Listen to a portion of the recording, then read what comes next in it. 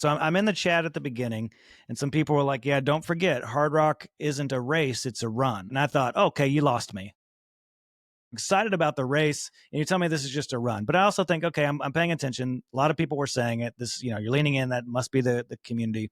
And if you watch the coverage through the lens of it being a run and not a race, it's pretty endearing. But you don't do a coverage of a run, you do coverage of a race. And so the race was super compelling. It was fun to see. I should say interesting to see. I would like to see Zach Miller up there, but it's interesting to see a 3-man podium coming out of France. It shows that maybe the French ultra runner that it has attracted probably spends most of their time in the Alps, and it's an Alps-like race. So, you get Mathieu Blanchard, who is famous. I don't know if you know this, originally from reality TV. He's a reality TV star turned ultra runner. And Germain Grangier, fun podium. It's a fun podium. There's stories there. There's storied people. Germain Grangier appears to be like a character. He's, seems to be funny. He's endearing, smiles a lot. Ludo, of course, just being an old man out there crushing it.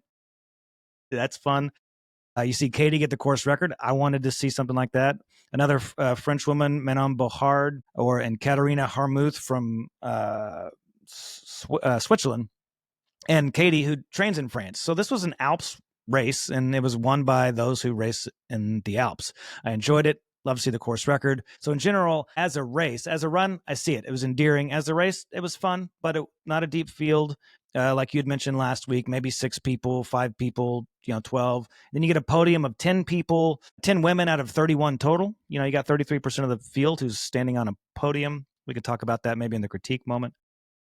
But in general, I feel like I understand it better than ever. And if it is a run, I get it. It's endearing. But if it's a race, I was there. I was checking the updates like crazy on X with iRunFar. So that's my high level. What do you think? Yeah, I mean, just to kind of get like heady on this one, right? I think if you know the saying that perfect is the enemy of good, then I think for Hardrock the equivalent is the race is the enemy of fun. And I've always kind of banged my head against this wall with Hardrock, again, being frustrated that we treat it like a race sometimes, we talk about it like a race sometimes, we put narratives towards it as a race sometimes, and at the end of the day it ends up being not quite as fun of an experience. And so it is just a run. The way I looked at it was like I wasn't quite as disappointed for Zach for missing the podium, for coming in 4th, for 3 French guys coming over to the United States and winning in a true American mountain race, because it's not really a race. It was a run. So I think it allows you a unique experience, on the calendar each year, to just enjoy the day, enjoy the live coverage, enjoy a few people that you're familiar with, become more familiar with other names that you're not.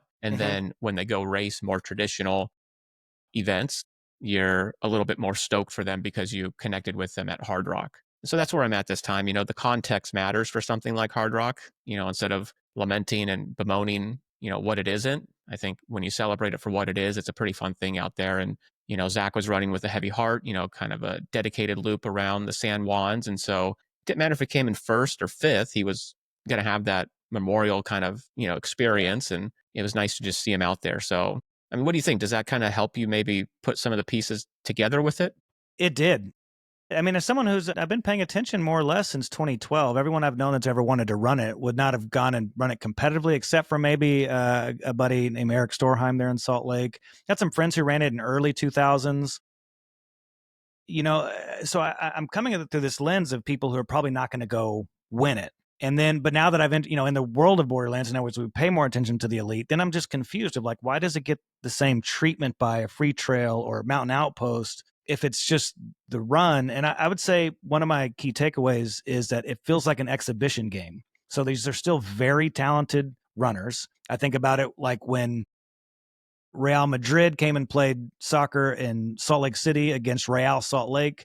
It's like those Real Madrid players, world class, first class players, they're still out there. Maybe they're not going 100%, but they're going like 95%. They're putting on a show. So I felt like the exhibition was there because we saw some great runners run well, run hard. You saw the stuff that you still love from Zach. You saw the effortless stride of Katie Scheid late into the race where she just is doing her thing. But it just felt like exhibition, still lighthearted enough.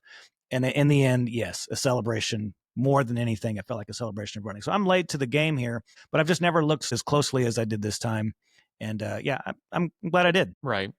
Again, I think it it's natural, and it's unfortunate that the timing of it falls so close to Western states. I think if there was more time in between the two events, it might allow you to click into a different mindset. But you come off the hype now and the hysteria over Western states, and then it's like, immediately you got to throw yourself into watching Hard Rock, and it's just natural that you would expect to have the same experience, right? I mean, That's probably it. yeah. And so what was it this year? It was only like 3 weeks separated. Yeah, max. Yeah, Right. yeah, it was. Felt like it was very short this year because I know some people have turned around and done the double, and Yeah, they've talked about sometimes having an extra week where it's almost 5 weeks that's right. between, 4 weeks Yeah, between.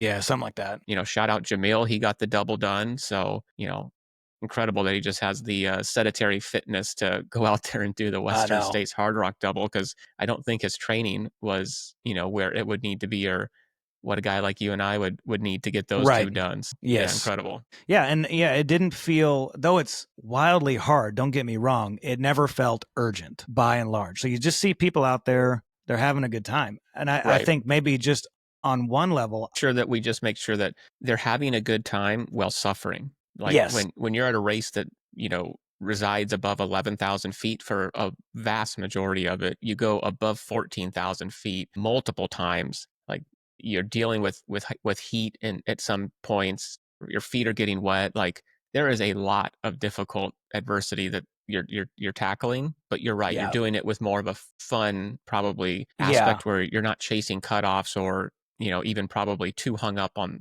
a goal time as much as just close the loop. Let's get around it.